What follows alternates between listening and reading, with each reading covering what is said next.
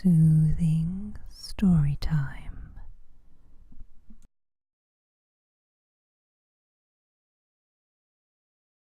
The Tree Crocodile. Rai was walking through the forest, not thinking of anything in particular, just enjoying the fresh air, when a tree crocodile appeared and tried to gnaw Rai's head. Rai didn't know what was happening at first, but soon jumped back to get away from the crocodile. "Stop that," Rai said. The crocodile looked away, as if it had no idea what Rai was talking about. Rai began to move away. The tree crocodile began to trot after Rai. Rai began to run. The tree crocodile gave chase. Rai ran as fast as possible to the meeting place. Zoom and Beam were talking about the fields of grain, and whether or not to trade some of the grain they had for a small number of new grains that they had never grown before. These new grains were meant to have a peppery flavour, and Beam wanted to try them, but they were very expensive and not that easy to grow. Rai came running into the meeting place. "Hello, Rai. Jogging? There is a tree crocodile." "A tree crocodile? I thought they lived in the water." "So did I." "Well, this one is up a tree and tried to eat my head." Then Zoom and Beam could see the crocodile approaching through the trees. Up in the trees would perhaps be more accurate. "Hello there," Zoom said. "What's your name?" The crocodile looked at the new creature and wondered if it would taste yummy. "The lake is that way," Beam said. Rai hid behind Zoom, but Zoom went towards the creature.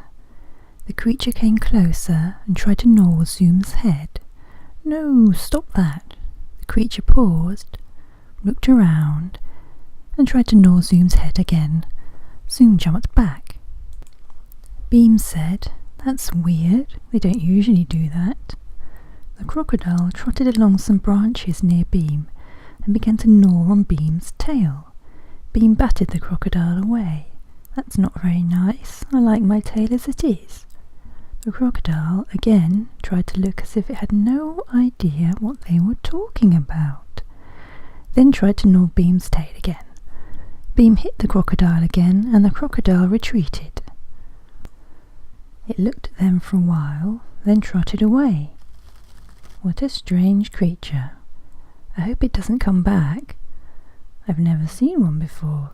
At least it could be reasoned with in the end. It'll get another bop with the tail if it comes back." They all settled down to their seats in the clearing and carried on talking about the crocodile, wondering where it was from and if it really ate people. Zoom said, "Do you think it might have been trying to eat anyone else?" "Oh no," Rai said. Zoom said, "Don't worry, it left us alone, didn't it? Perhaps we should check on it and warn the others." "Yes, we should." The tree crocodile had gone in the direction of Abim's house. There was a shout that came from the direction of Abim's house. Then Abim came rushing out of the forest. "I think it tried to eat Abim," Beam said dreamily. "Oh dear," Zoom said. "Well, Abim isn't eaten." "There was a crocodile up a tree and it tried to eat my head." Abim was upset, which wasn't an unusual occurrence, to be fair. "Up a tree? It was up a tree and it gnawed me. I only just escaped with my life. I had to fight it. We should push it in the lake. It's a crocodile." "But then it might kill the creatures in the lake. Better them than me. It seems to live in the trees and I'd rather not kill the creatures in the lake." "Fine. We should go and find where it has gone." "Oh, let's stay here. It's nice here. We could scream and see if the other two can hear us and join us." "They didn't join me." "Well, you do like to make as much fuss as possible." "Why shouldn't I?" I think we should go to Ket and Zenim, make sure they're all right. How about you rustle up lunch for us? How about you get it on the way back, Beam said. I'm staying here. So am I.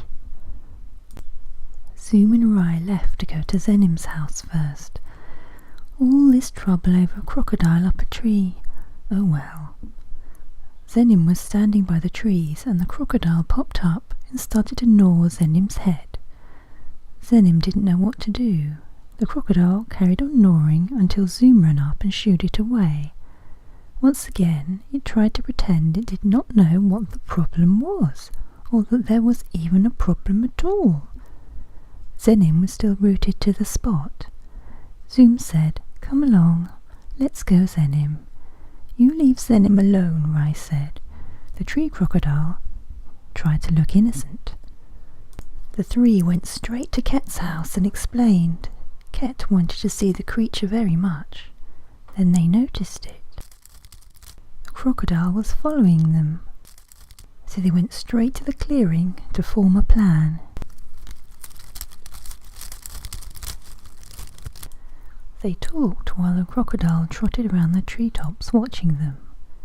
Abim wanted to throw the crocodile in the lake. Beam pointed out that it would ruin the swimming. Rai thought they should set a trap and catch it, but what would they do with it then? Ket was all for having a good talk with it about how upset people get when you gnaw them. "It's hungry," Zoom said. "It gnaws us rather than taking a big bite. So perhaps it doesn't really want to eat us, but it hasn't got the food it really wants." "What does it want?" "I don't know. The orchard is nearest. Let's try there first." Abim said, "Stupid! Of course it doesn't want to eat fruit. What crocodile wants fruit?" "You don't know it won't unless you try. We all like fruit," said Beam. "I'm not going at the back," Rai said. "Let's stick together and walk to the orchard." So they did. The crocodile followed. They picked various fruit and threw it over to the crocodile to eat. Abim threw them a lot harder than was necessary. The crocodile hopped down from the branches and gnawed at the fruit, thought for a bit, then hopped back up into the branches. "Well, let's try the vegetable patch then." Abim said if it doesn't like the fruit, it's not going to like the veg.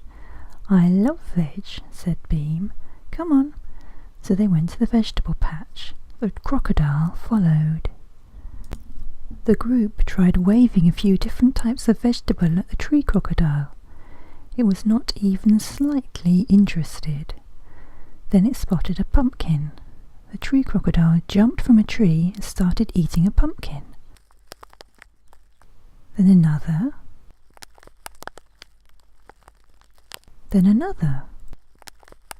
"Well, it looks like it eats pumpkin." The crocodile was full now, burped, and then fell asleep. "As long as we plant enough pumpkins, it won't try to eat us. Let's go before it wakes up." The group quietly left. After stopping Abim from poking the crocodile with a stick. "I'll get more pumpkin seeds from the trader.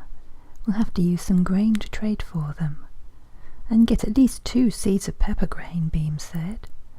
Abim began to think about the ways you could use a tree crocodile to scare people. The end.